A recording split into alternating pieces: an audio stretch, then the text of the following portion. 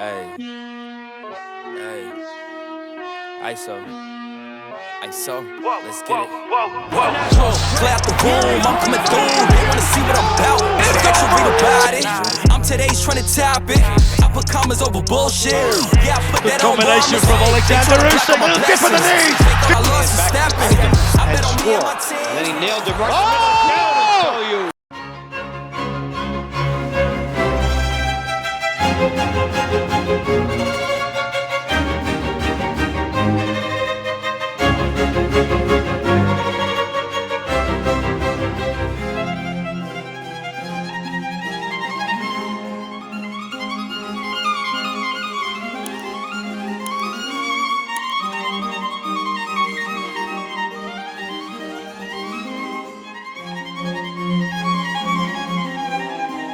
Once hailed as the undisputed king of heavyweight boxing, Tyson Fury's throne began to wobble when an MMA fighter pushed him to the brink and dented his reputation. Desperate to redeem himself, Fury stepped into the ring against his equal, Oleksandr Usyk. But that ended in disaster. The Gypsy King now stands on the edge of a cliff, where one more misstep and it's all over. The question is, can he dig deep and fight his way back to glory? Or will the ice-cold Ukrainian write the final chapter in Fury's storied career? Get ready as we break down the high-stakes showdown that could change heavyweight boxing forever. The rise of Tyson Fury. Born on August 12, 1988 in Manchester, England, Tyson Fury entered the world with fighting spirit coursing through his veins. Named after the legendary Mike Tyson, Fury carried the weight of a name synonymous with grit and dominance. Like his idol, Fury too had to fight the odds from the very beginning, not just to thrive, but to survive. Boxing wasn't just a sport in the Fury household. It was tradition, destiny, and identity. And Fury was part of the great lineage from birth. By his teenage years, the Brit wasn't just another fighter from the British Isles. He was a rising tsunami that threatened to drown the tallest skyscrapers of boxing. Fury turned pro at 20 years old as a towering 6'9" enigma whose size screamed heavyweight, but his fluid movement made it look like he belonged to the lighter divisions. The Gypsy King was a puzzle opponents couldn't solve. Fury's first big milestone came when he claimed the English heavyweight title, outpointing John McDermott in a gritty contest. It was the first chapter in what would become one of boxing's most storied careers. In 2011, Tyson Fury cemented his place in British boxing by dominating Derek Chisora to claim the British and Commonwealth titles. Fury finishing as the for the new British and Commonwealth heavyweight champion. A year later, he added another jewel to his crown, the WBO Intercontinental Heavyweight title, by stopping Vinny Matalone in the 5th round. He has to get in there and stop it. And he has stopped it.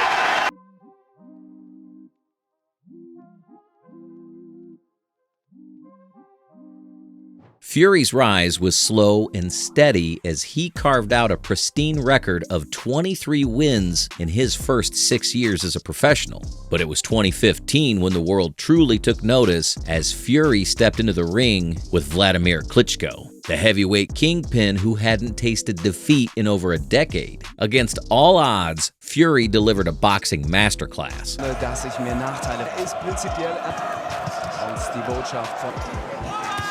Using jabs, feints, and movement to dethrone Klitschko and capture the WBA, Super, IBF, WBO, IBO, and the Ring heavyweight titles. It was a win that should have launched him into superstardom, but somehow it ended up being the beginning of his darkest chapter that was filled with depression, addiction, and self-doubt that dragged Fury into a pit so deep he nearly lost everything. At his lowest, Fury tipped the scales at over 400 pounds, drowned himself in alcohol daily, and wrestled with thoughts of ending it all. Boxing ring, it had been when I was suffering with mental health.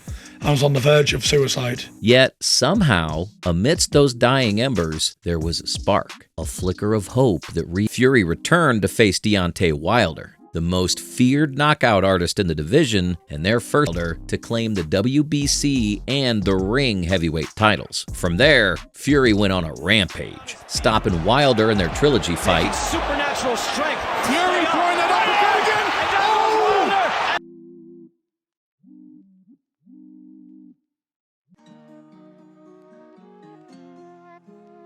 Dispatching Dillian White with ease, and dominating Derek Chisora once again to solidify his hold on the WBC heavyweight crown. All the damage has been done by those left hands of Tyson Fury. The stage was now set for the ultimate showdown with Oleksandr Usyk, the WBA Super, IBF, WBO, IBO, and the Ring heavyweight champion, who has a story of his own. The rise of Oleksandr Usyk. Born on January 17, 1987, Oleksandr Usyk's story began in post-Soviet Ukraine, where he was raised by a strict military father who drilled discipline and ambition into his son from an early age. Usyk's first dream, however, wasn't to step into the boxing ring. It was instead to dominate the football pitch, with his goal being a shot at top flight, but financial hardships forced him to abandon that dream. When one door closed, another swung open as Usyk was invited to try boxing by his friends. His first experience was brutal as he got beaten black and blue, but instead of walking away, he returned the next day, carrying a chip on his shoulder and a fire in his heart. From that moment, his mission was clear: to become the hammer and not the nail. Under the tutelage of Anatoly Lomachenko, father and trainer of boxing prodigy Vasily Lomachenko, Usyk's raw talent was forged into elite skill. Anatoly trained him like family, shaping the teenager into a disciplined athlete who would one day aim for greatness. Soon, Usyk began his reign of terror in the amateur circuit, dismantling nearly 300 opponents with surgical precision, and his dominance ultimately resulted in a gold medal at the 2012 Olympics, which was a major event in his young career. Turning pro a year later, Usyk wasted no time making his presence felt, winning his debut by TKO.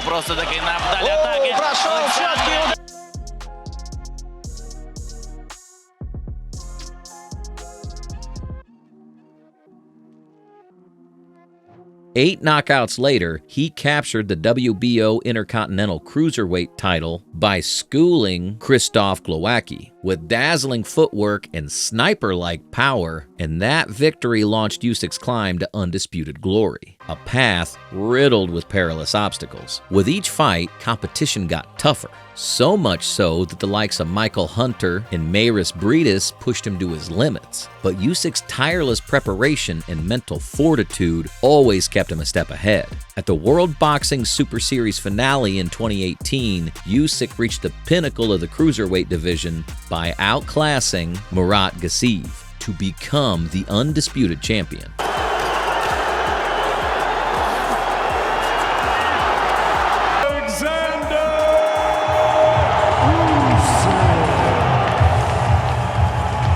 With nothing left to conquer at cruiserweight, Usyk set his sights on the heavyweight giants. His first significant scalp came in Derek Chisora, whom he outpointed to claim the WBO Intercontinental Heavyweight title, signaling his readiness to rule a new kingdom. In his next fight, Usyk shocked the world by dethroning Anthony Joshua to claim the WBA Super, IBF, WBO, and IBO heavyweight titles, and prove that skill often triumphs over size. In their rematch, Usyk silenced any doubters, outclassing Joshua once more to retain his belts while adding the Ring title to his growing collection. Так, тримає руку і опускає вже праву руку, перекриває. Oleksandr Usyk забирає її! Only one man was left now, and that was Tyson Fury.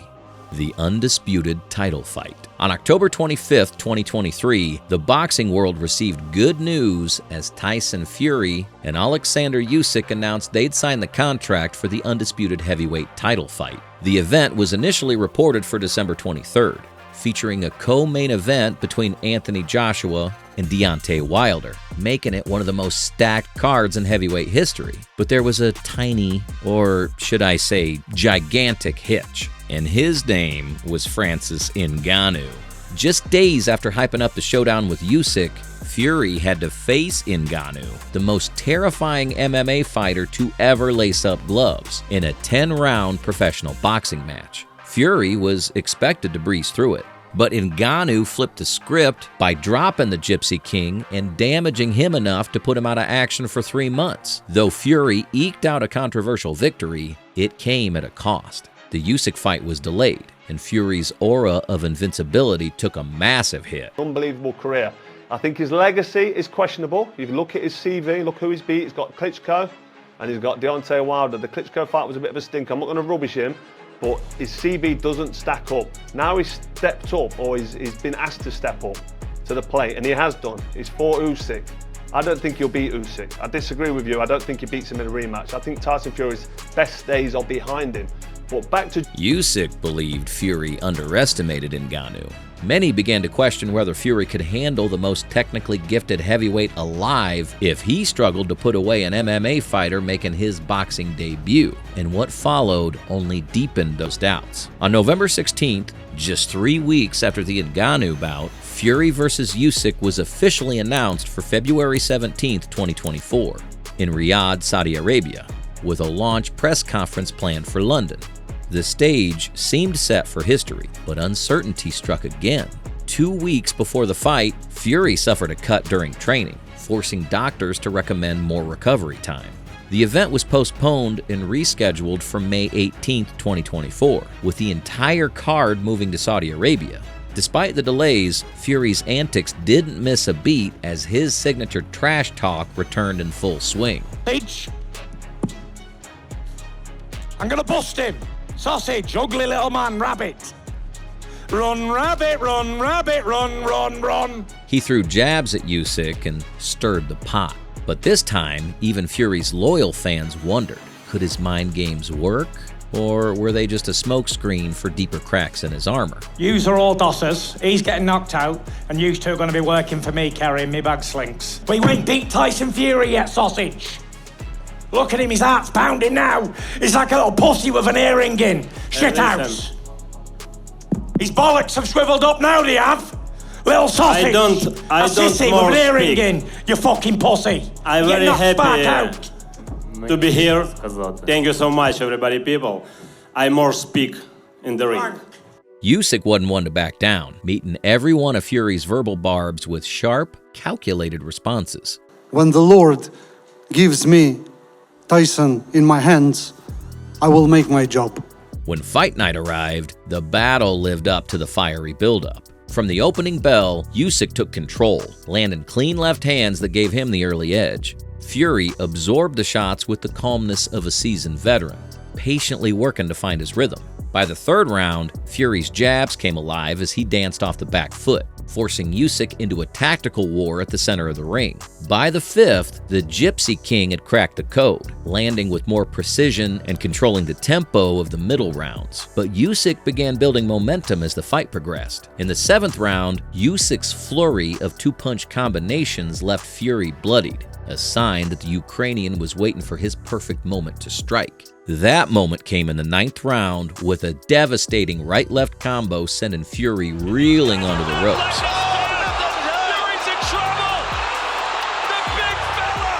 Forcing the referee to issue a standing 8 count. Fury survived the onslaught, the bell rescuing him from what seemed like certain doom.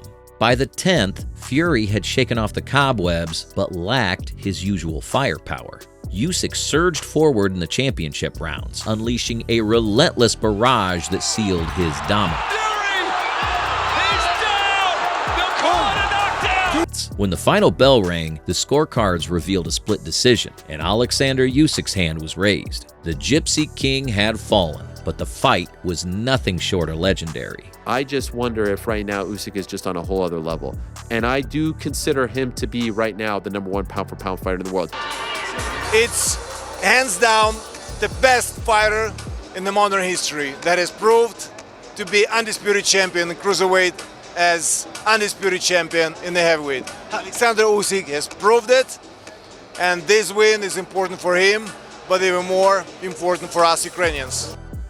Post-fight, Oleksandr Usyk was now the undisputed heavyweight king, and Team Fury wasn't exactly throwing a victory party. And he's just come out of a war. I'm not even going to have that conversation with him, am I? Well, why, I'm not going to sit down and talk to him about that. As far as I'm concerned, he needs to go and rest, go home to his family. He's been in training camp since Christmas. They felt their man had edged the fight, and Tyson himself shared their sentiment, but chose not to dwell on it publicly. I say, close fight. Could have nicked it, couldn't have, whatever. Could have been a draw, who knows? But I haven't got the decision, and I'm not going to cry about it. We'll regroup. I'll have an holiday, go home, speak to the wife and kids, and I'll see what I want to do. With both camps thinking they won, a rematch seemed inevitable. I know he's got a rematch clause and he can make another 50 million quid, maybe more, but I don't think he needs it, and I don't think he's got anything to, well, he hasn't got anything to prove, not if I think it, he hasn't got anything to prove. But at that moment, neither Fury nor Usyk seemed in the mood to entertain the thought. Both fighters opted for a break, with Fury seeking solace after the grueling contest and Usyk longing to reconnect with his family, having sacrificed countless moments for his camp. However, the boxing world had no intentions of moving on quietly. Fans and analysts debated endlessly, particularly over the controversial 9th round knockdown, where Fury appeared to go limp before recovering. Speculation about a slow referee count only added fuel to the fire. That was the slowest count in boxing history. Confusing. When Oleksandr Usyk landed that couple of good shots on Tyson's chin, his legs went and then he stumbled onto the ropes. So what happened there was, because he was kept up by the ropes, it's still classed as a knockdown. He would have fallen over if the ropes weren't there. So the referee spotted that and got in front of Usyk. Usyk, fair play to him, right at that point, he had a free shot on Fury. He had him on the end of the jab and he could have landed that left cross straight on the chin. The rematch was officially announced for December 21st. Fury disappeared from the spotlight, re-emerging later with a quiet determination. Redemption was the goal, but many wondered if he could pull off what seemed almost insurmountable. The Gypsy King's subdued demeanor at the pre-fight presser only added to the speculation. Gone was the brash and unapologetic Fury, and in his place stood a fighter who seemed a shadow of his former self. Meanwhile, Usyk donned a chillingly Agent 47 inspired outfit that hinted that he's coming to kill. The stage is set for a battle not just of skills, but of wills. Could Fury reclaim his throne? Or would Usyk cement his legacy? Who will win the rematch? Usyk is the clear favorite. Mental block isn't enough to erase his heart and grit. Fury doesn't need a full strategy overhaul to win. Does it make some adjustments as far as being disciplined with his feet and the jabs and 1-2s and keeping him at bay? If he doesn't do that, if he does the same thing, if he comes in with the same mentality, then I pick Usyk again. The problem is that Tyson isn't to make any adjustments whatsoever.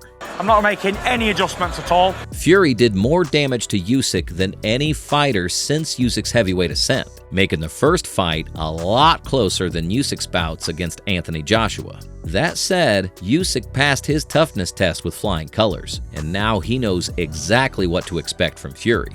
He'll prepare even better this time.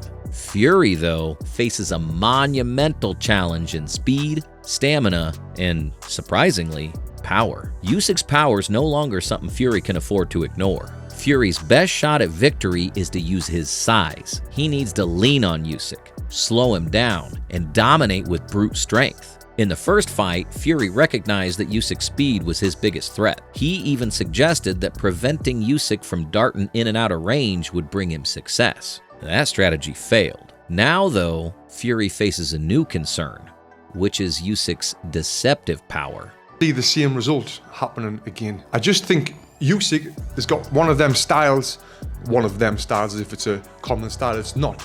It's a unique style, and that's what's so difficult for any opponent that's faced him. Is he's so hard to prepare for. Kind of like Lomachenko, who's another Ukrainian superstar. How are you supposed to prepare for these unorthodox styles? And I think it's going to be a struggle for Fury to do that. That being said, he did do okay during them earlier rounds, but Usyk did what any world-class athlete can do. Again, I just said any, but no, not anyone. Any world-class athlete can't do this. What he did, he adapted in the ring. When he was under pressure, when he was hurt, when he was getting hit with body shots and uppercuts, and when he was cut, he adapted and he changed. And this is kind of what we've seen from the best champions of all time. The fight isn't just about outboxing Fury anymore. Usyk's gunning for a knockout. Fury can't just lean on him or rely on his jab to control the pace. If he tries to keep Usyk at bay, the Ukrainian will eventually slip through and land more shots. If Fury tries to take the fight to Usyk, he risks walking right into devastating counters. Usyk has proven he can Fury. So, can Fury stop Usyk this time? Is Fury's size and experience enough to overcome the undisputed heavyweight champ's skill, speed, and newfound power? The rematch is an intriguing clash of strategies, with the stakes higher than ever. Can Fury silence the critics and take back what he believes is rightfully his? Drop your predictions in the comments below. If you enjoyed this breakdown, make sure to subscribe and hit the notification bell to stay updated on our next fight analysis. Thanks for watching, and we'll catch